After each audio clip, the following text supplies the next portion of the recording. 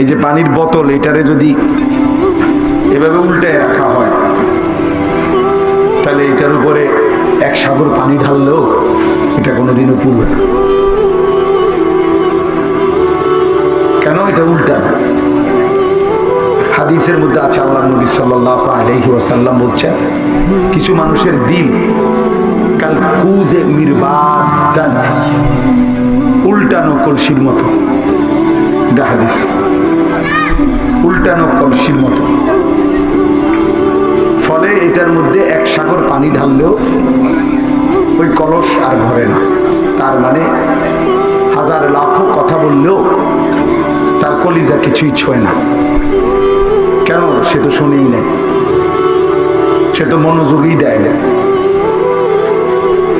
এজন্য যেই কোনো দুনিয়া হোক আখিরাত হোক, যেই কোনো কাজের প্রতি নিষ্ঠা, মনোযোগ, একাগ্রতা, এটা নিশ্চিত, এটা পরীক্ষিত কথা হলো ওই ব্যক্তির সফলতা নিশ্চিত।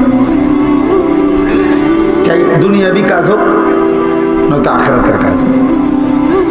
ইবাদত আমলের মধ্যেও যার একাগ্রতা আছে তার আখিরাতের মুক্তি নিশ্চিত। দুনিয়াবি যে কোনো কাজের মধ্যেও যার একাগ্রতা আছে কাজের প্রতি, তার দুনিয়ার লাইনেও সফলতা নিশ্চিত। এই যে মনে করেন এই পৃথিবীতে যত মানুষ বড় শিল্পপতি, বড় ব্যবসায়ী, হালাল হারাম পড়ে মানে, কিন্তু সে তার কাজের প্রতি খুব নিষ্ঠাবান ছিল। ফলে আজকে সে কোটি কোটি টাকার মালিক। বৈধ অবৈধ পরে, যেটাই করছে, বৈধ করুক আর অবৈধ করুক, খুব মনোযোগ দিয়ে করছে, খুব নিষ্ঠার সাথে করছে। আমি একবার পল্টনে ঢাকা এক বিশাল ব্যবসায়ী, ওনার 16 তলা ব্যবসায়িক যে ভবন, ওইটার 16 তলায় ওনার সাথে একবার দেখা হয়েছিল। কথার প্রসঙ্গে উনি এটা বলছিল যে আমি সেই মানুষ যে একটা বাজারের নাম বলছে, আমি ইচ্ছা করে বলতেছি না নামটা। আমি সেই বাজারে দোকানে, আমি এতিম ছিলাম, বাজারের দোকানদারদের কাছ থেকে হাত পেতে কেউ আমার কোনো সময় একটা বন দিত, কেউ আমার দুপুরে অনেকে ভাত খাইতো। দোকানে বসে বাটি দিয়া আমি দাঁড়ায় থাকতাম দরজার মানে দোকানের সামনে। ওরা খাইয়া যদি থাকতো কিছু বাটিতে, কোথায় আমার দুগা ভাত তরকারি কদ্দুর দিত, অথবা 2-3 জনে দিলে আমি ওটা মিলাইয়া খাইতাম। এভাবে আমি বাজারে বাজারে দুয়ারে দুয়ারে ঘুরে ঘুরে খাইতাম। কিন্তু এই ছোট ছোট ব্যবসা করতে করতে, অল্প অল্প অল্প অল্প অল্প করতে করতে আজকে সে হাজার কোটি টাকার মালিক। তাহলে মানে নিষ্ঠা, সে তার কাজের প্রতি মনোযোগী ছিল, একাগ্রতা ছিল। এই জন্য এটা একটা গুরুত্বপূর্ণ মূলনীতি নয়। নওজোয়ান ছেলে, তোমাদের জন্য এটা দরকার, যেটাই হোক সেটা। প্রত্যেক ব্যক্তির এটা উচিত, মনোযোগ, আন্তরিকতা, একাগ্রতা। আমি আজকে 21 বছর আলহামদুলিল্লাহ, আল্লাহর দয়া, এই কম বেশি ওয়াজের এই ময়দান 21 বছর। এই 21 বছরে নিজের জীবনের কাহিনী বললে সারা রাত শেষ হয়ে যাবে। কত সুখ, কত দুঃখ, আনন্দ, বেদনা, মূল্যায়ন, অবমূল্যায়ন। হ্যাঁ, খাইছি কখনো, খাই নাই কখনো, 2 মাহফিলে বয়ান করেও কখনো হোটেলে গিয়ে ভাত খাইছি, একটা পরোটা খাইছি,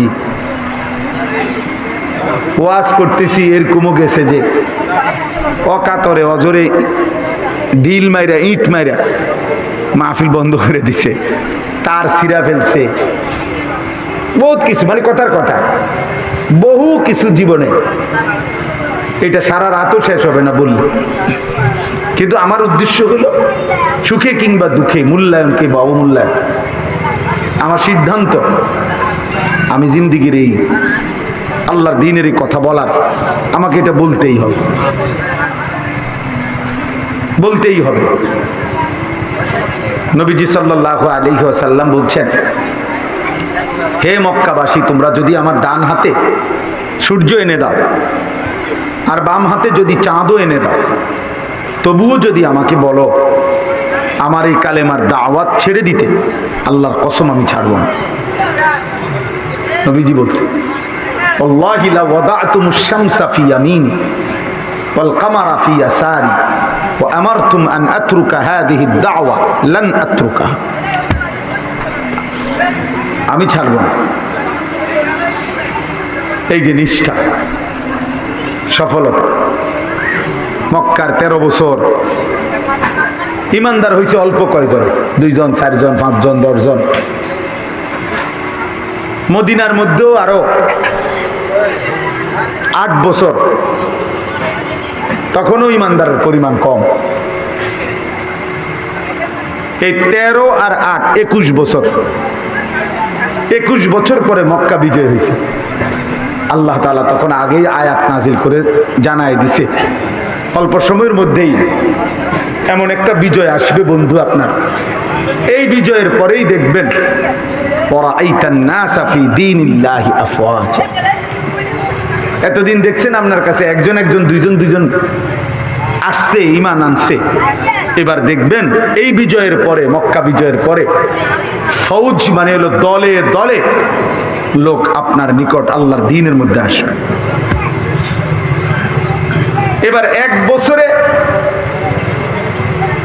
21 বছরের চাইতে বেশি কালেমা পড়ে ফেলছে। কিন্তু পিছনে পার করতে হয়েছে কত বছর? 21 বছর। 21 বছর। এজন্য দোস্ত এটা জরুরি, জরুরি।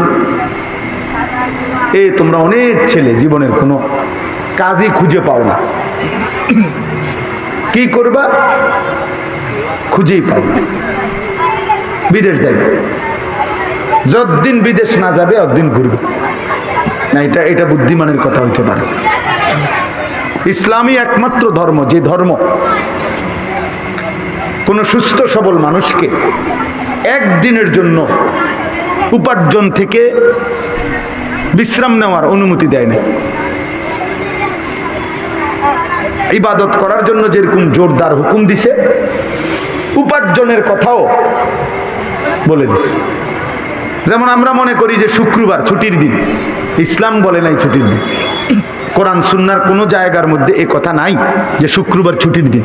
কি আছে মৌলানা? নাই। আল্লাহ তাআলা কোথাও বলে নাই যে শুক্রবারের জুমার নামাজ পড়ার জন্য তোমরা ছুটি কাটাও, না। বরং কি বলছে? ইযা নুদিয়া লিস-সালাতি মিন ইয়াউমিল জুমআ ফাসআউ ইলা যিকরিল্লাহ ওয়া দারুল বাই'। হে ঈমানদার, ইয়া আইয়ুহাল্লাযীনা আমানু, হে ঈমানদার, যখন জুমার দিন তোমাদের জন্য আজান দেওয়া হয়, ইযা নুদিয়া ডাকা হয় আজানের মাধ্যমে, ফাসআউ তৎক্ষণাৎ তোমরা নামাজের উদ্দেশ্যে, জুমা আদায়ের উদ্দেশ্যে ছোট মসজিদের দিকে দ্রুত চলো। ওয়াজারুল বাই', এবং বেচা কিনা বন্ধ করো। তাহলে কি বোঝা গেল? মনে করেন 12টা 10-এ আজান হয় শুক্রবার দিন, কথার কথা আল্লাহ যেন বলছে 12টা পর্যন্ত ব্যবসা করো, কোনো অসুবিধা নেই। এখন আজান হইছে, এখনই রওনা দেওয়ার জন্য, এখন বেচা কিনা বন্ধ করে দাও। আবার কি বলছে পরের আয়াতে? ফাইদা কুদিয়াতিস সালাহ ফান্তাশিরু ফিল আরদ। নামাজ শেষ, আবার বেরিয়ে পড়ো, জমিনে ছড়িয়ে পড়ো। ওয়াবতাগু মিন ফাদলিল্লাহ, সমস্ত তাফসীরে আছে, এবং আল্লাহর দেওয়া রিজিক তালাশ করো। আবার কর্মে লেগে যাও। তো ছুটি দিল? বলো ভাই, ছুটি দিছে কোনো? না, ছুটি দেয়। ইসলাম একদিনের জন্য বেকারত্ব পছন্দ করে না। অলস মানুষ একদিনের জন্য অলস ইসলাম সমর্থন করে না। মুমিনের জন্য কোনো অপশন নেই, মুমিনের কোনো বিশ্রাম হয় না, মুমিনের কোনো বিশ্রাম নেই। মুমিনের দুনিয়া শুধুই মেহনতের, মুমিনের কবর বিশ্রামের, মুমিনের জান্নাত আরামের। খালাস, সহজ হিসাব, 3 কথা। মেহনত করবে দুনিয়াতে, কিছুক্ষণ বিশ্রাম করবে কবরে, আরাম করবে জান্নাতে। হ্যাঁ, এটা ওয়াবুদ রাব্বাকা হাত্তা ইয়াতিয়াকাল ইয়াকিন, কোরআন শরীফে আছে। আল্লাহ তাআলা বলেন, হে নবী, আপনি আপনার রবের ইবাদত করুন, আপনি আপনার মালিকের বন্দেগী করুন, হাত্তা ইয়াতিয়াকাল ইয়াকিন, আয় আল মাউত, মৃত্যু আসা পর্যন্ত। সব তাফসীরে কথা আছে, মৃত্যু আসা পর্যন্ত ইবাদত করুন। এজন্য আল্লাহর নবী সাল্লাল্লাহু আলাইহি ওয়াসাল্লাম ঠিক ইন্তেকালের পূর্ব মুহূর্ত পর্যন্ত শেষ, তখন নবীজির হাতে মিসওয়াক ছিল। আল্লাহর নবী সাল্লাল্লাহু আলাইহি ওয়াসাল্লাম মিসওয়াক করা অবস্থায় হাতটা আস্তে পানির মধ্যে, একটা ছোট্ট পানির পাত্রের মধ্যে হাত রাখছেন, মিসওয়াক হাতে অবস্থায় ইন্তেকাল করছে। তো মিসওয়াক করা একটা আমল কিনা, কথা বলেন না? এই আমল অবস্থায় ইন্তেকাল করছে। আল্লাহকে ডাকতেছিলেন, লা ইলাহা ইল্লাল্লাহ ইন্না লিল মাউতি সাকারাত, বলতেছিলেন মুখে, মানে কালেমা পড়তেছেন আর বলতেছেন মৃত্যুর বড়ই যন্ত্রণা, মৃত্যুর বড়ই যন্ত্রণা। হযরত ফাতেমা রাদিয়াল্লাহু তাআলা আনহা, নবীজির মেয়ে, তিনি তখন কাঁদতেছিলেন আর বলতেছিলেন, ওয়া কারাবা ইয়া আবাতা, হায় আমার আব্বার কি কষ্ট হচ্ছে না জানি। আল্লাহ নবী সাল্লাল্লাহু আলাইহি সাল্লাম বললেন, লা ইয়া ফাতেমা, না ফাতেমা, কষ্ট হচ্ছে না, বরং তোমার বাবার কষ্ট আজকে শেষ হচ্ছে। লাইসা আলা আবিকাল কারব বাদা হাদাল ইয়াউম আবাদা, আজকের পর থেকে তোমার বাবার কষ্ট আর কখনো হবে না। আজ 23 বছর আমি কষ্ট করেছি আয়েশ ফাতেমা, আজ আমি আমার বন্ধুর সান্নিধ্যে যাচ্ছি, কষ্ট না, কষ্টের সমাপ্তি। কষ্টের কি সমাপ্তি হচ্ছে। তাইলে দোস্ত ভাই, তোমরা দাঁড়ানো ভাই, কথা বলো না, আল্লাহর দোহাই ভাইয়া, কথা বলো না, আমি অনুরোধ করি, যার যেটুকু সময় এটুকুই শুনে যাও, যে যেদূর শরীরে কুলায় এদূরে শুনে, 5 মিনিট হলে 5 মিনিট, 2 মিনিট হলে 2 মিনিট। আল্লাহর কথা অল্প শুনলেও নেকি, বেশি শুনলেও নেকি, কোনো সমস্যা নেই। এটা কোনো কোর্স না যে 1.5 ঘন্টার কমে শুনলে আপনার গুনাহ হবে, এমন কোনো কোর্স না। অল্প শুনলেও নেকি, বেশি শুনলো। নবীজি সাল্লাল্লাহু আলাইহি সাল্লাম অল্প ওয়াজও করছেন, লম্বা ওয়াজও করছেন, হাদিস আছে। ফজরের নামাজের পরে ওয়াজ শুরু করছেন, মাগরিব পর্যন্ত ওয়াজ করছেন, বিশ্বাস করেন হাদিস আছে, বিশুদ্ধ হাদিস। একের ফজরের পর থেকে শুধু মিম্বরের থেকে নামছে, নামাজ পড়ছে, আবার বসছে, এভাবে লাগাতার একদিন ফজরের পর থেকে নিয়ে মাগরিব পর্যন্ত বয়ান করছে। কি বয়ানটা করছে? সাহাবী বলেন, আবু যায়েদ আনসারী রাদিয়াল্লাহু তাআলা আনহু, তিনি বলেন, কিয়ামত পর্যন্ত যা যা হবে নবী সাল্লাল্লাহু আলাইহি সাল্লাম ওই বয়ানে সব বলে গেছেন। হাফিজাহু মান হাফিজাহু ওয়া নাসিয়াহু মান নাসিয়াহু, যে যেদূর পারছে মুখস্থ করছে, যে যেদূর পারছে ভুলে গেছে, কারণ এত লম্বা বয়ান। কিন্তু তিনি বলেন, পরবর্তীতে আমাদের অবস্থা হয়েছে এমন, আমরা আমাদের হায়াতে নবীজির ইন্তেকালের পরে যখনই ওই কথাগুলো হতো, ওইরকম কোনো প্রেক্ষাপট, সাথে সাথে আমাদের মনে পড়তো নবীজি এটা বলছেন, নবীজি এটা বলছেন, নবীজি এটা বলছেন। তাহলে লম্বা ওয়াজের রেকর্ড আছে। আবার অল্প ওয়াজ, এক সাহাবী আয়েশা বলছে, আইজিনি ওয়া আউজিস, ইয়া রাসূলুল্লাহ আমার একটু ওয়াজ করে দেন, তবে কমাইয়া কইেন। সাহাবী নিজেই বলছে, কমাইয়া কইেন, আউজিস মানে হলো সংক্ষিপ্ত করিয়েন, অল্প বইলেন। আল্লাহর নবী সাল্লাল্লাহু আলাইহি ওয়াসাল্লাম বললেন, লা তাগদাব, রাগ করো না। এই ওয়াজ শেষ, আর কিচ্ছু বলেন, আর একটা শব্দ না, বুঝেন নাই কথা কি বলছে? এই রে ওয়াজ, লা তাগদাব, রাগ করুন। ফারাদ্দাদা মিরারান, হাদিসে আছে ওই সাহাবী আবার রিপিট করলেন, ইয়া রাসূলুল্লাহ, আরে কম কইছি, এত কম না, এটা তো একেবারে বেশি কম হয়ে গেছে, একটু বাড়ান না, এটা তো একেবারে বেশি শর্ট হয়ে গেছে, কম কইছি মানে তো একেবারে আপনি যেটা বুঝছেন এত কম না। তিনি বলছেন একটু বলেন। আল্লাহ নবী বলছে লা তাগদাব, রাগ করেন। উনি আবার বলছি ইয়া রাসূলুল্লাহ একটু কর না, কই লা তাগদাব, রাগ করুন। উনি বুঝছে আজকে ওয়াজ আর আগাইতো না, শেষ, আজকে লক্ষণ আর ভালো না, ইডেই ওয়াজ আজকে, মানে আর বলেই না, এইটাই বলছে, শুধু কথা এইটাই। এই জন্য বললাম কম বলারও কি নবীজির সুন্নাত, বেশি বলো। নবী সাল্লাল্লাহু আলাইহি সাল্লাম একজনের সামনে বলছি কিনা বলেন তো? বলছেন। একজনকে কালেমার দাওয়াত দিছে না, আবার ১৬ লাখ সাহাবী আরাফাতের ময়দানে বিদায় হজ্জের মাঠে একসাথে ছিল, ওনাদেরকেও তিনি কি আল্লাহর কথা বলছে। তাহলে বোঝা গেল কমের সামনেও বলা সুন্নাত, বেশির সামনে বলাও কি। নবী সাল্লাল্লাহু আলাইহি ওয়াসাল্লাম রাতেও বলছেন, দিনেও বলছেন, দুপুরেও বলছেন, বিকেলেও বলছেন, উপরেও বলছেন, নিচেও বলছেন, ডান দিকেও বলছেন, বাম দিকেও বলছেন, একাকীও বলছেন, প্রকাশ্যেও বলছেন, একজন একজন করেও বলছেন, ১০ জন ১০ জন করেও বলছেন। হ্যাঁ, সব আইটেমে বলছেন, সব আইটেমে, কবি ইধার কবি উধার, কবি উনকে দার কবি দর বদর, কখনো এদিকে কখনো সেদিকে,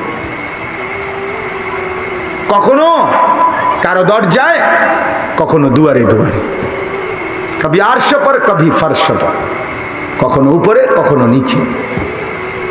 গমে আশিকি তেরা শুক্রিয়া मैं कहां कहां से गुजर गया, कभी हो रास्तू में तन्हा, कभी हो गुरूद सहरा, मैं जुनू का हम सफर हो, मेरा कोई घर नहीं है।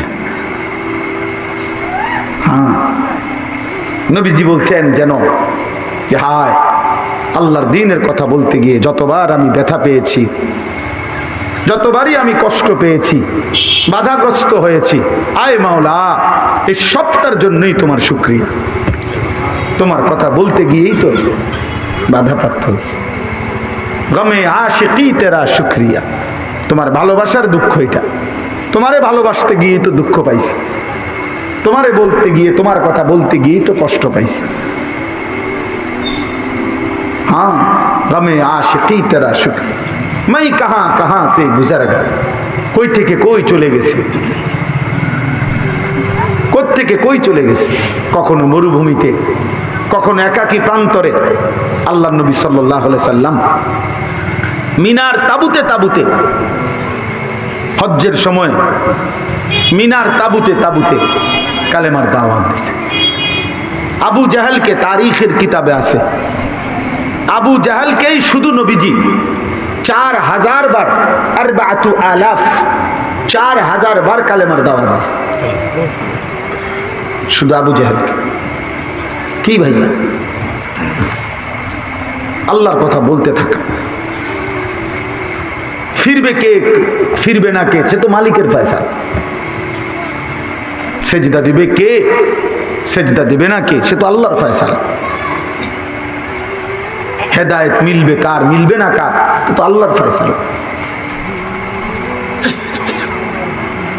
এজন্য উম্মতের যারা দায়ী, মানুষকে আল্লাহর দিকে ডাকে, তারা যেন ফেরিওয়ালা। ফেরিওয়ালা কখনো কখনো এমন হয় ১ ঘন্টা ধরে চিল্লাইতেছে, একজন কাস্টমারও পায় না, তবুও সে বলা বন্ধ করে না। সে তার মালের ফেরি করেই গলিকে গলি যায়, গলি গলি যায়, কিন্তু হয়তো কোনো মহিলা বা কোনো পুরুষ ডাকও দেয় না যে চাই কিতা, কিন্তু সে তো বলতেই আছে তরকারি তরকারি, সে তার কথা বলেই যায়। এজন্য প্রিয় নওজোয়ান, এটা বোঝা উচিত, যে কথা শুরু করছিলাম, একাগ্রতা, ইখলাস, এটার আরবিতে বলে নিষ্ঠা। এজন্য ইবাদতের মধ্যে কি জরুরি? ইখলাস, শুধুই আল্লাহর জন্য, নাই তো আমল কবুল হবে না। যেই আমলের মধ্যে দুইটা জিনিস নাই ওইটা কবুল হয় না। এক, ওই আমলটি সুন্নাহ মোতাবেক রাসূলুল্লাহ সাল্লাল্লাহু আলাইহি ওয়াসাল্লামের তরিকা মোতাবেক যদি বিশুদ্ধ না হয় তাহলে সেটা আমল যতভাবেই করুক, যত গুরুত্বপূর্ণ জায়গাতেই করুক, সেটা কবুল হবে না। নবীজি সাল্লাল্লাহু আলাইহি সাল্লামের তরিকা মোতাবেক যার ওযু গোসল হয় নাই, সে কাবা ঘরের ছাদে উঠে নামাজ পড়লো, নামাজ হবে না। কাবা ঘর তার বাইরে এলে হইতো,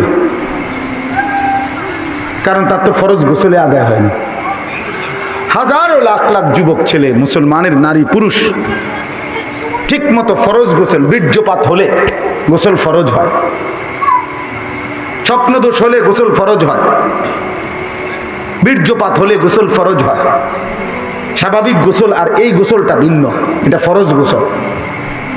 আর ফরজ গোসলের শরীয়ত কর্তৃক নির্ধারিত নিয়ম আছে। নাকের নরম জায়গায় পানি পৌঁছানো তখন ফরজ, সেটা যার যথাযথ পারে না, জানে না কিভাবে ফরজ গোসলের সময় নাকের নরম জায়গায় পানি পৌঁছাইতে হয়, এটা যে পারে না, মস্ক করে শিখে নাই, যে এটা মুখে শুনলে হইতো না, এটা কোনো আলেমে দ্বীন থেকে মস্ক করে নিতে হবে, শিখে দেখে নিতে হবে। তার ফরজ গোসল আদায় হয় না। আর যার ফরজ গোসল আদায় হয় না তার কোনো নামাজ কবুল হয় না, শুক্রবারেও না, জানাজার নামাজও না। বলেন, এবার দাঁড় করান, এখানে দাঁড় করান, বালতি দিয়া বল দিয়া পানি আনেন, ওই দেখা এখানে দাঁড়াইয়া আমরা দাঁড় করাই এখন ছেলেদেরকে। আপনাদের এই ছেলেরা, এরা তো নর্থ বেঙ্গলের ফোলাফাইন না, কথা বলেন না, এই ছেলেগুলো নর্থ বেঙ্গলের, এরা এই মহল্লারই, এরা আমাদেরই ডান বামের ছেলে, আশপাশে ভাই ভাতিজা, আমাদেরই সন্তান, মুসলমানের সন্তান। আহা, বদনসিব ওই বাবা, দুর্ভাগা ওই বাপ যে তার সন্তানকে আখিরাত শিখাইতে পারে না।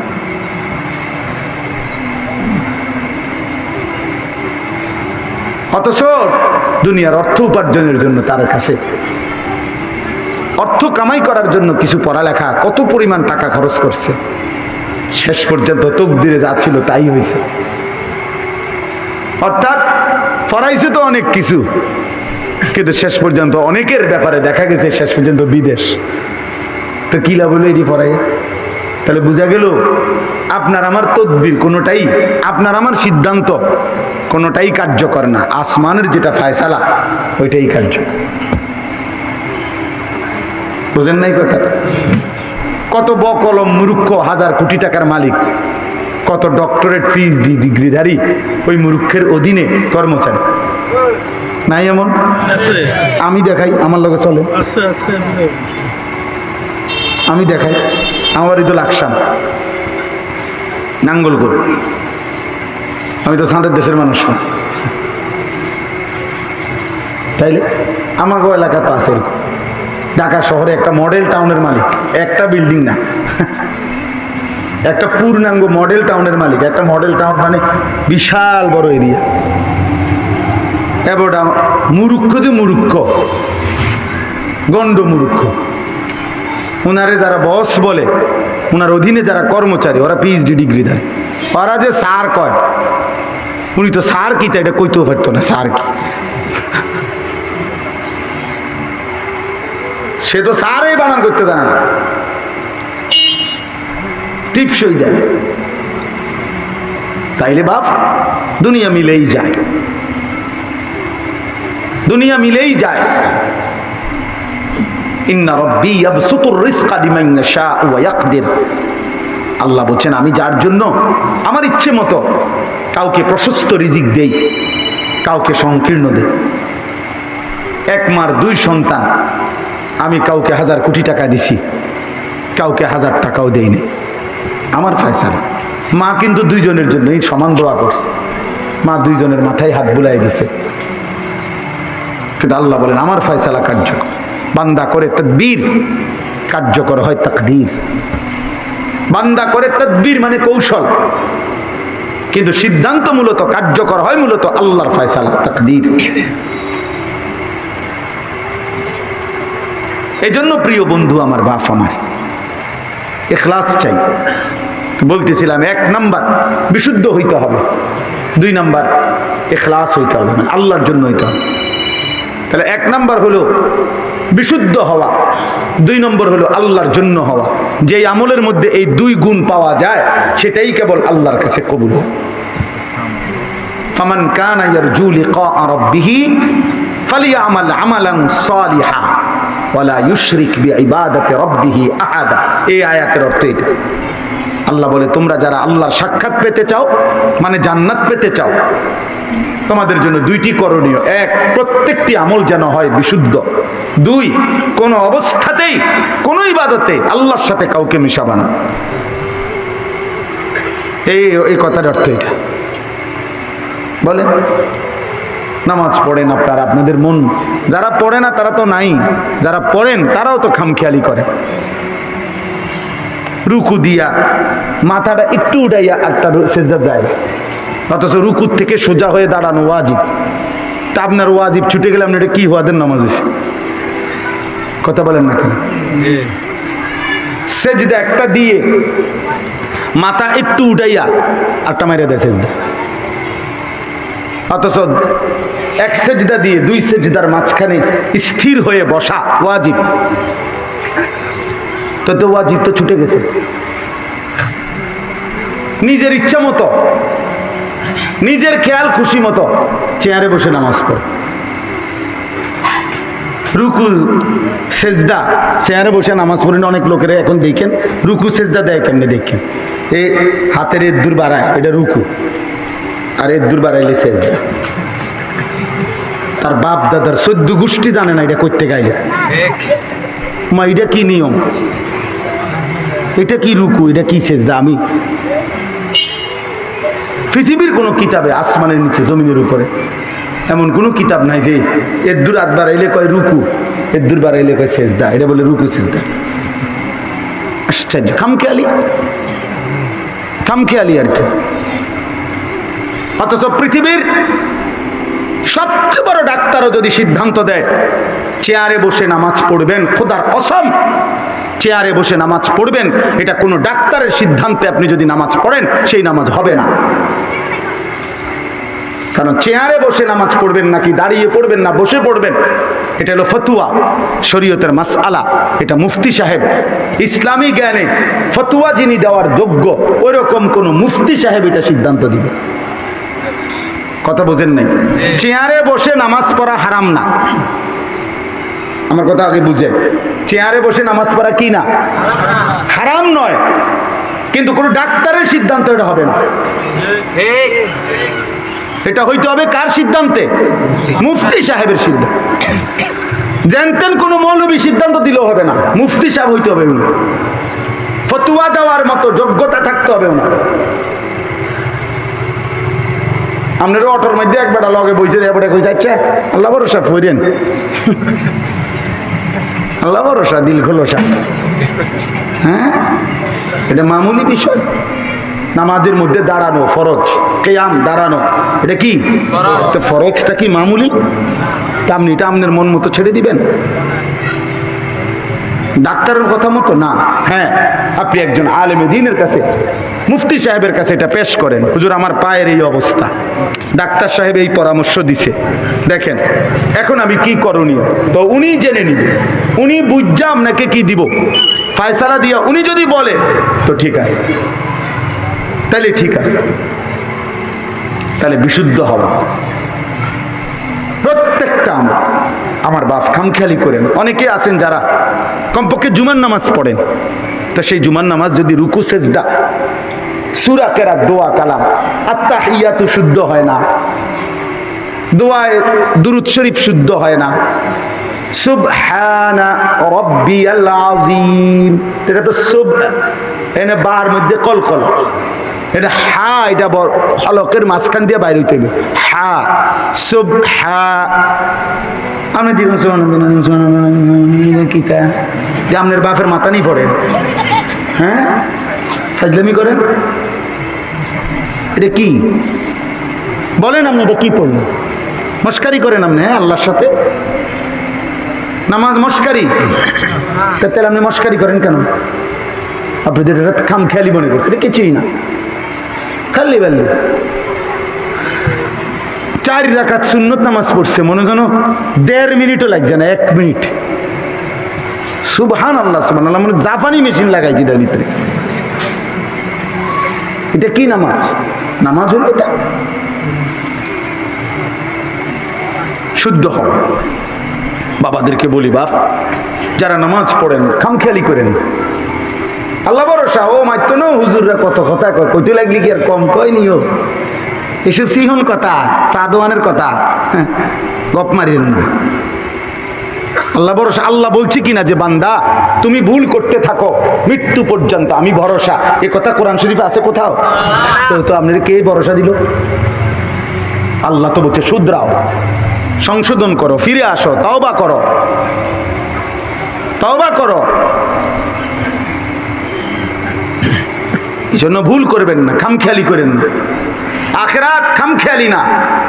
এই বাপ, হাসরের ময়দান খামখেয়ালি না। খোদার কসম বন্ধু, হাসরের মাঠ কোনো তামাশার মাঠ না। হাসরের মাঠ সেই মাঠ, 1.25 লক্ষ আম্বিয়ায়ে কেরাম, আদম থেকে নবী সাল্লাল্লাহু আলাইহি সাল্লাম পর্যন্ত, রাত গভীরে দিনের পর দিন যারা রাতের পর রাত আম্বিয়ায়ে কেরাম পর্যন্ত যেই মাঠের ভয়ে দিবানিশি আল্লাহর কাছে কাঁদছে, চোখের পানি ফেলছে, সেই মাঠের নাম হাসরের মাঠ। তুমি কে, আমি কে? কোরআনুল কারীমের মধ্যে আছে, ইব্রাহিম আলাইহিস সালামের মতো নবী আল্লাহকে বলছে, রব্বি লা তুখজিনি ইয়াওমা ইউবআসুন ইয়াওমা লা ইয়ানফাউ মালুন ওয়ালা বানুন। আয় আল্লাহ, যেদিন কবর থেকে সকলকে তুলবেন হাসরের ময়দানে, সেদিন আমি ইব্রাহিমকে আপনি বেইজ্জতি করবেন না। ইব্রাহিমের মতো নবী এটা দোয়া করছেন। আল্লাহর নবী সাল্লাল্লাহু আলাইহি ওয়াসাল্লাম, যার কোনো গুনাহ নাই, যারা নিষ্পাপ, যারা মাসুম, যাদের কোনো গুনাহ নাই, আল্লাহর নবী সেই নবী সাল্লাল্লাহু আলাইহি ওয়াসাল্লাম পর্যন্ত 5 ওয়াক্ত নামাজের পরে নবী বলতেন, আল্লাহুম্মা হাসিবনি হিসাবান ইয়াসীরা। আল্লাহ, আপনি আপনার এই বন্ধুর হিসাব সহজ করে দিয়েন। হাসরের ময়দানে আপনি কেডা? হ্যাঁ, আপনি কে, আমি কে? আল্লাহুম্মা হাসিবনি হিসাবান ইয়াসীরা। নবী এই দোয়া করতেন কিনা বলেন? ব্যাপারটা কি? এজন্য বাপ, আমি কথার প্রসঙ্গটা বড় করলাম, বিশুদ্ধ করা, বিশুদ্ধ করা। ফাখালাফা মিন বাদিহিম খালফুন আদাউস সালাহ, কোরআন শরীফে আছে, সূরা মারইয়ামে। আল্লাহ বলেন ওই মানুষগুলো নিকৃষ্ট মানুষ যারা তাদের নামাজকে নষ্ট করে। কি নষ্ট করে? তাফসীরের মধ্যে আছে 3টি কাজ যে করে সে নামাজকে নষ্ট করে। এক, প্রথম যে প্রতিনিয়ত নামাজকে যে বিলম্বে পড়ে, নামাজ পড়ে ঠিক কিন্তু সবসময় দেরি করে, বুঝেন না? বেড়াত লাগাইয়া আজান হয়েছে 1টা বাজে, জোহরের নামাজ পড়তে আছে 4:30 বাজে, বুঝেন নাই? আজান হয়েছে 5টা বাজে আসরের, নামাজে যখন দাঁড়ায় তখন মাগরিবের সূর্য ডুবে। বেড়াত নিয়ে আইডা শেষ মাথাত নিয়ে। কোরআন কারীম আল্লাহ বলছে ওই মানুষগুলো নিকৃষ্ট মানুষ, খালফুন, মন্দ লোক। 1 নাম্বার হলো যারা নামাজকে প্রতিনিয়ত বিলম্ব করে। 2, নামাজের ফরজ ওয়াজিব যারা ঠিকমতো আদায় করে না, তারা নামাজকে নষ্ট করে। 3, জামাতের সাথে যারা নামাজ পড়ে না, তারা নামাজকে নষ্ট করে।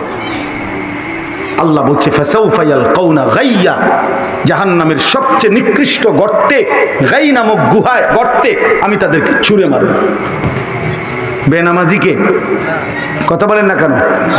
ওই বাপ বলেন না বেনামাজিকে? না না না, নামাজি বেটা। শুধু এই 3টা ত্রুটি। নামাজ তো পড়ে কিন্তু কি করে? দেরি করে। নামাজ তো পড়ে কিন্তু ফরজ ওয়াজিব ঠিক করে না। নামাজ তো পড়ে কিন্তু জামাতের ইহতেমাম করে না। আরে তোর বেনামাজির কি হালাত? প্রিয় ছেলেরা, তোমরা যারা নামাজ পড়ো না, প্রিয় বন্ধু, প্রিয় সন্তান, এই ভাইয়ের কথা মনে রাখো। আমি বলে গেলাম, যাদের কপালে সেজদা নাই, যারা নামাজ পড়ো না, তোমরা কোনো মানুষের কোনো আইটেমের মধ্যে না।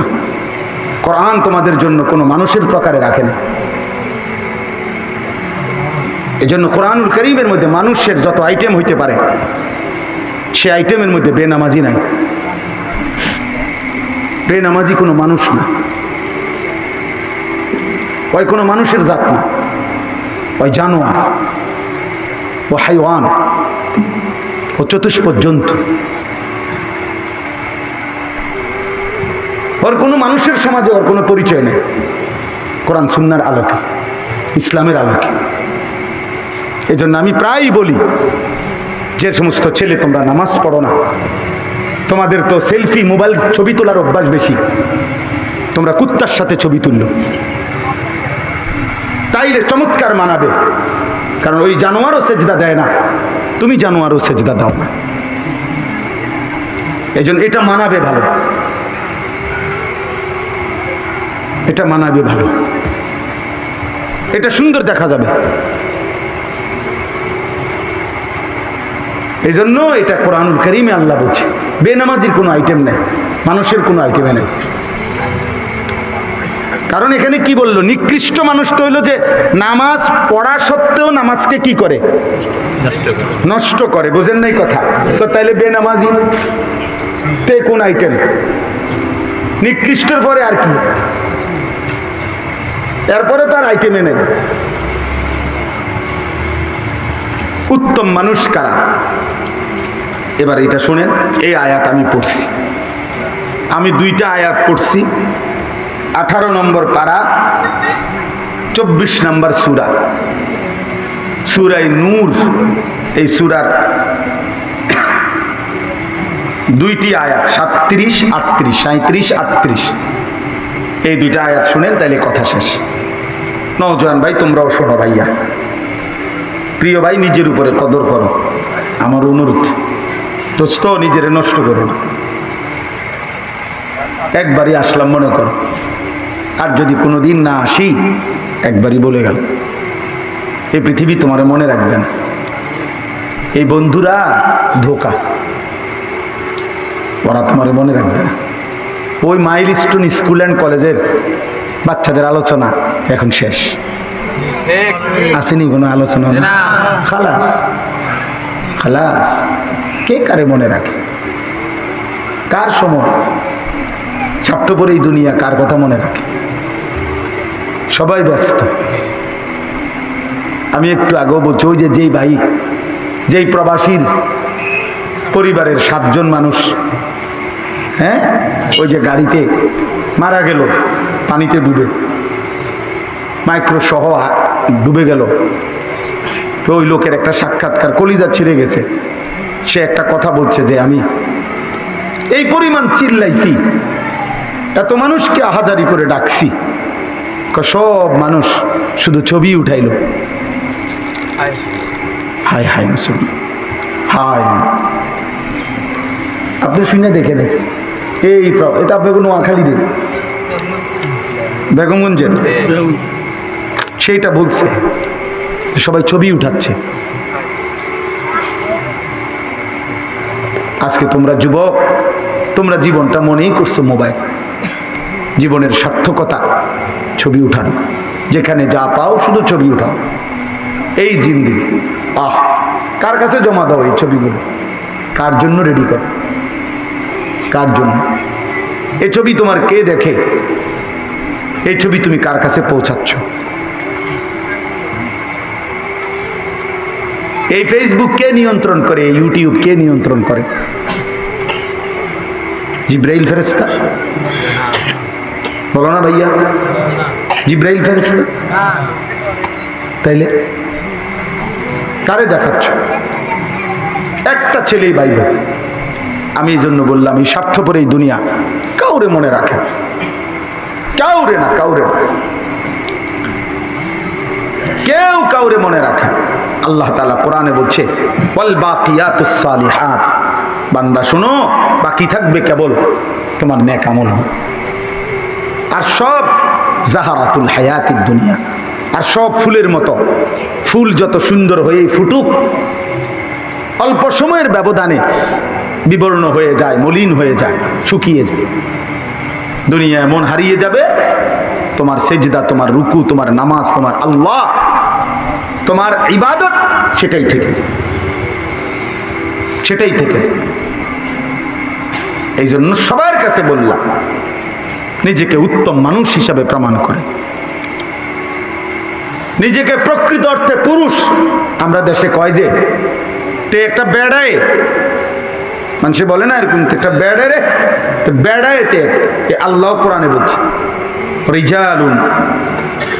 এটার অর্থ হইল আল্লাহ বলছে বেড়ায় কারা, কারা বেড়া, কারা মূলত পুরুষ। এই আয়াতে আল্লাহ এটা বলছে, লা তুলহিহিম তিজারাতুন ওয়ালা বাইউন। আল্লাহ বলে যাদের ব্যবসা, বেচা কিনা, লেনদেন, উপার্জন, চাকরি, কামাই, রোজগারি, সারা দিনের যত ব্যস্ততাই থাকুক, আল্লাহ বলেন চারটি জিনিস যারা ভুলে না, খোদার কসম আল্লাহ তাদেরকে বুঝে তারাই বেড়ায়, রিজা,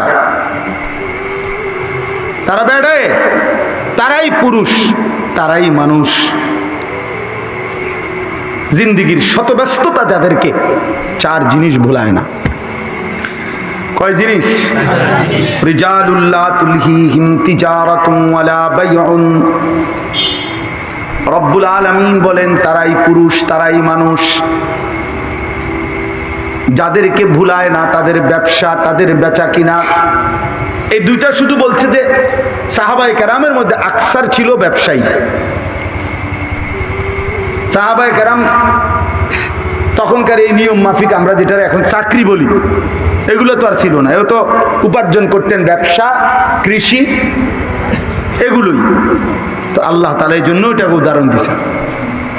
অর্থ হলো যাদের উপার্জন যাই হোক সেটা, আল্লাহ তাআলা বলেন যাদের ব্যবসা, যাদের বেচা কিনা, যাদের উপার্জন, যাদের দিবা রাত্রির ব্যস্ততা, তাদেরকে চার জিনিস ভুলায় না, তারাই মানুষ। এক নাম্বার আন যিকরিল্লাহ, এক নাম্বার হলো আল্লাহর স্মরণ। হাঁটতে, চলতে, উঠতে, বসতে, দিনে রাতে, ঘরে বাইরে, বাজারে, ব্যবসায়, লেনদেন, উপার্জন, চাকরি, কৃষি, হর হালাতে যে তার মালিককে স্মরণ করে, সেই মানুষ, সেই মানুষ, সেই পুরুষ। আল্লাহকে যে ভুলে যায়, খোদার কসম নবী বলেছে আল্লাহর জিকির যার জবানে নাই, সে মাসালুল হাইয়্যি ওয়াল মাইয়িত। নবীজি উদাহরণ দিয়ে বলছে আল্লাহকে যে স্মরণ রাখে আর যে স্মরণ রাখে না, এই দুই ব্যক্তির উদাহরণ হলো একজন জীবিত আর একজন মৃত। কসম আল্লাহ, নবীজি বলছে মাসালুল্লাযী ইয়াযকুরু রাব্বাহু ওয়াল্লাযী লা ইয়াযকুরু রাব্বাহু মাসালুল হাইয়্যি ওয়াল মাইয়িত। জীবিত এবং মৃত ব্যক্তির যেমন পার্থক্য, জিকিরকারী আর জিকিরবিহীন ব্যক্তির মধ্যে সেই পার্থক্য। এজন্য আমরা কিতাবে পড়ছি হযরত উমর রাদিয়াল্লাহু তাআলা আনহু যখন মুসলমানদের খলিফা ছিলেন, ওমর ইসলামের দ্বিতীয় খলিফা, নাম জানেন না আপনারা? তো তখন একটা যুদ্ধে, ইয়ারমুক একটা জায়গায় যুদ্ধে মুসলিম সৈন্য পাঠাবে। তো খবর আসছে ওইখানে ইয়ারমুকের তৃতীয় যুদ্ধে 60,000 কাফের যুদ্ধের জন্য মোকাবেলায় আসছে। তো ওমর রাদিয়াল্লাহু তাআলা আনহু সাহাবাদেরকে নিয়ে পরামর্শে বসছে যে সৈন্য কয়জন পাঠাবে, মুসলিম সৈনিক। তো পরামর্শ চাইছে, আর কেউ বলছে 60 জন, কেউ বলছে 30 জন, গড়ে এরকম পরামর্শ দিছে। হযরত ওমর রাদিয়াল্লাহু তাআলা আনহু বললেন খালিদ ইবনে ওয়ালিদকে, উনিও ছিলেন সেখানে। তো বলছে খালিদ, এবার তুমি বলো কয়জন দিলে পাঠাইলে ভালো হয়। হযরত খালিদ ইবনে ওয়ালিদ বলছে আমার একা পাঠাইলেই শান, আমি গেলেই চলবে। হযরত ওমর রাদিয়াল্লাহু তাআলা আনহু বলছেন খালিদ, কিছুটা অহংকার করে ফেললা না? 60,000 দুশমনের মোকাবেলায় তুমি একাই যাইবা, কথাটা কি কিছুটা অহংকার করে বললা নাকি? হযরত খালিদ ইবনে ওলীদ বলছেন, আল্লাহর কসম, আমিরুল মুমিনিন ওমর, আমি অহংকার করে বলি নাই, আমার রাসূলের হাদিসের কারণে বলছি। আমার নবী তো বলছে, আল্লাহকে যে স্মরণ করে সেই কেবল জীবিত, আল্লাহকে যে স্মরণ করে না সে তো মৃত। তো 60,000 দুশমন তো আল্লাহকে স্মরণ করে না, তাদের মোকাবেলায় আমি একজনই তো মূলত জীবিত। মরা মানুষ 60,000 হইলেই কি আর 60 লাখ হইলেই কি, বাইরে অমান করিলাম, বুঝেন না? হ্যাঁ, রিজালুল্লাহ তুলহিহিম তিজারাতুম ওয়ালা বাইউন আন যিকরিল্লাহ। এজন্য কোরআনুল কারীম আল্লাহ তাআলা বারবার বলছে, বান্দা যেখানেই থাকো তামামটা আমারই, পুরা দুনিয়া তো বান্দা আমার, তুমিও আমার, তোমার উপার্জনও আমার, তোমার শরীর, তোমার দেহ, তোমার বুদ্ধিমত্তা, তোমার হাত, তোমার চোখ, কান, নাক সবই তো আমার, তোমার উপার্জনের এই জগৎ আমার, তুমি যেখানে যা কামাই করতেছো সেও তো আমার, আসমানও আমার, জমিনও আমার, তুমিও আমার, সময়ও আমার, হায়াতও আমার, যোগ্যতাও আমার, সুস্থতাও আমার। আমারে মনে রাখো, আমারে মনে রাখো। ওয়াযকুরুল্লাহা কাসীরা, আল্লাহ বলছে রিজিক তালাশ করো বান্দা, কোনো অসুবিধা নাই, শুধু আমারে স্মরণ করো। প্রিয় বন্ধু, এ কেমন জিন্দেগি! আহা মুসলমান, এ কেমন জীবন! ওই মুসলমানের মুসলিম পরিচয় দিয়ে 5 ওয়াক্ত নামাজ, 1 ওয়াক্ত নামাজও, একটা সেজদা সারাদিনে যে দেয় নাই, হায় হায়, এ কেমন মুসলমান! এই যুবক, ওই নওজোয়ান, তোমরা যারা একটা সেজদা দিলে না, আরে তুই মানুষের বাচ্চা হইলি কেমনে? তুই মুসলমানের বাচ্চা হইলি কেমনে? কোন মার ঘরে জন্ম নিছ তুই বেটা?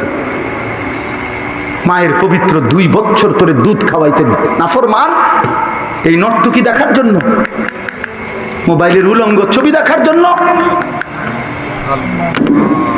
তোর বাপ আজকে 18 বছর বিদেশ করে, এই জানোয়ার, তুই সারা রাত দিন উলঙ্গ ছবি দেখার জন্য ওই বাপ রক্ত পানি করে টাকা কামায়। কিরে নাফরমান, কি বুঝলাম? একটা একটা টাকার পিছনে প্রবাসীর কি পরিমাণ ঘাম বলেন? যে মানুষটা 18 বছর বিদেশ করে, 36 বছর, সে কি পরিমাণ সুখ কোরবানি দিছে নিজে, তার সুখ কোথায়? আমি তো প্রতি বছরই তো হজ ওমরায় যে যাই, বিশ্বাস করে। এইবারে তো গেলাম, প্রবাসীদের রুমে রুমে যাই, জড়ায়া ধরা কি কান্দা কান্দে ছেলেরা। এইবারও এক ছেলে, আমি হারাম শরীফে ঢুকমু, ওই আমার চিল্লাইয়া জড়ায় ধরে বলছে, হুজুর আমার লেগে দোয়া করেন, আমরা প্রবাসীর জীবনের কিচ্ছু নাই। আমি বললাম, কেন রে বাপ, কিচ্ছু নাই মানে? হুজুর আজকে 17 বছর বিদেশ করি, বিবি, বাচ্চা, মা, পরিবার, কেউ রে কোনোদিন হুজুর কসম খুশি করতে পারি নাই। যেখানেই 5,000 টাকা দিছি, কয়তে ইচ্ছা করলে 10,000 দিতে পারতো, যেখানেই দিছি 10,000, কয়তে ইচ্ছা করলে 20,000 দিতে পারতো। তুই একটা বিদেশ করে মানে যাই দিছি, না বিবি খুশি হয়েছে, না মা খুশি হয়েছে, না বাপ খুশি হয়েছে, কিছুই পারি না, কেউ রে খুশি করতে পারলাম না। এই তো জীবন না বলেন চাচা? এই তো জীবন। সেই কষ্টের টাকা, সেই রক্ত পানি মুসাফিরের মতো, অসহায়ের মতো 12 ঘন্টা ডিউটি কইরা যখন রুমে যায়, আবার নিজের রান্না নিজে করে, নিজের জামাটা নিজে ধোয়, নিজের বিছনাটা নিজে ঠিক করে, এই পরে আবার বেচারা আবার একটু পরে ডিউটির সময় হয়ে যায়। কেউ কেউ আমি দেখছি, এত ছেলে অনেককে আবার 6 ঘন্টা আরেকটা চাকরি করে, কয়টা টাকা ওভার টাইম করে, বেশি 18 ঘন্টা। আহা, তো এই যুবকের, এই মানুষটার হায়াতের আর মাত্র 6 ঘন্টায় সে খায় কখন, ঘুমায় কখন, পেশাব পায়খানা করে কখন, তার বিশ্রাম কখন? শুধু একটাই আশা, বিবি যেন খুশি হয়, ছেলে মেয়ে যেন খুশি হয়, মায়ের মুখে যেন হাসি ফুটে, বাবার মুখে যেন হাসি ফুটে। আজকে তোমরা সেই টাকা 2 হাতে মোবাইল টিপ্পা, উলঙ্গ ছবি দেখে, নাচ গান দেখে আমার বাপ তোমরা শেষ করে দিচ্ছ। মনে রাখো বাপ, খেসারত দিতে হবে। এটা লাহুম আযাবুন আলীমুন ফিদ দুনিয়া ওয়াল আখিরাহ। কোরআনুল কারীমের মধ্যে আল্লাহ তাআলা বলছেন, অশ্লীলতা বেহায়াপনা যারা প্রসার করে, আল্লাহ বলছেন তাদেরকে আমি দুনিয়াতেও শাস্তি দেব, আখিরাতেও শাস্তি। এই সূরাতে আছে। তুমি এই সমাজে, এই মহল্লাতে, এই ঘরকে ঘর উলঙ্গপনার বেহায়াপনা ছড়িয়ে দিলা, এক বন্ধু আরেক বন্ধুকে অশ্লীল ছবি দেখাইলা, মনে রাখো তুমিও কষ্ট পাইবা, ও কষ্ট পাই। আল্লাহ বলছে ফিদ দুনিয়া ওয়াল আখিরাহ, আমি দুনিয়াতেও শাস্তি দেব, আখিরাতেও। আল্লাহু ইয়ালামু ওয়া আনতুম লা তা'লামুন। আল্লাহ বলে কাকে আমি কেমনে শাস্তি দেব সেটা শুধু আমিই জানি, তোমরা জানো। সবার শাস্তির ধরন এক না। প্রিয় বন্ধু, যেদিন দেখবা আপন স্ত্রী যখন 2 নম্বর, যেদিন দেখবা আপন স্ত্রী পরকীয়া আসক্ত, সেদিন বুঝবা দুনিয়া কাকে বলে। সেদিন বুঝবা কয়দিনে সপ্তাহ যায়, সেদিন বুঝবা কয়দিনে মাস যায়। আজ চরিত্র নষ্ট করতেছ, ঠিক আছে, এর খেসারত তোমাকেই দিতে হবে। দেখো নারী, দেখো ছবি, দেখো উলঙ্গ দৃশ্য, দেখো কি পরিমাণ চেহারা কালো বানায় ফেলছো তোমরা। 18 বছরের তাগড়া ছেলের চোখ এতটা ভিতরে থাকার কথা না। 18 বছরের তাগড়া 20 বছরের ছেলের চোয়াল আরো সুন্দর হওয়ার কথা। অনেক ছেলের সাফা ভিতরে, চুলগুলো জঙ্গলির মতো। কার মতো চুল রাখছো আব্বা? তুমি মুসলমানের বাচ্চা না? তোমার মা মুসলমান, তোমার বাপ মুসলমান, তুমি কোন জানোয়ারের চুল রাখা? ও তো বেঈমানের চুল। কিতাবের মধ্যে আছে, আল্লাহ তাআলা কোরআনে বলেছে ইন্নামাল মুশরিকুনা নাজাস। মুশরিক যারা, তারা নাপাক। নাপাক তাহলে কোন মুশরিকের ডিজাইন ও তো নাপাক ডিজাইন, ও তো ইমানদারের ডিজাইন হইতে পারে না। তোমরা কার মতো চুল রাখবে?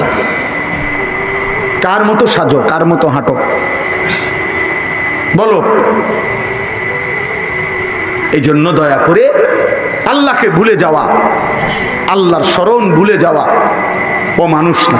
আল্লাহ বলছে রিজাল, তারাই মানুষ যাদের যাবতীয় ব্যস্ততার পরেও আল্লাহকে মনে রাখে। কাকে মনে রাখে? বলেন না কাকে? রিজালুল্লাহ তুলহিহিম তিজারাতুন ওয়ালা বাইউন আন যিকরিল্লাহ। 1 নাম্বার। প্রিয় সন্তান, আমি আবারও বলছি, নিজের দিকে নজর দাও।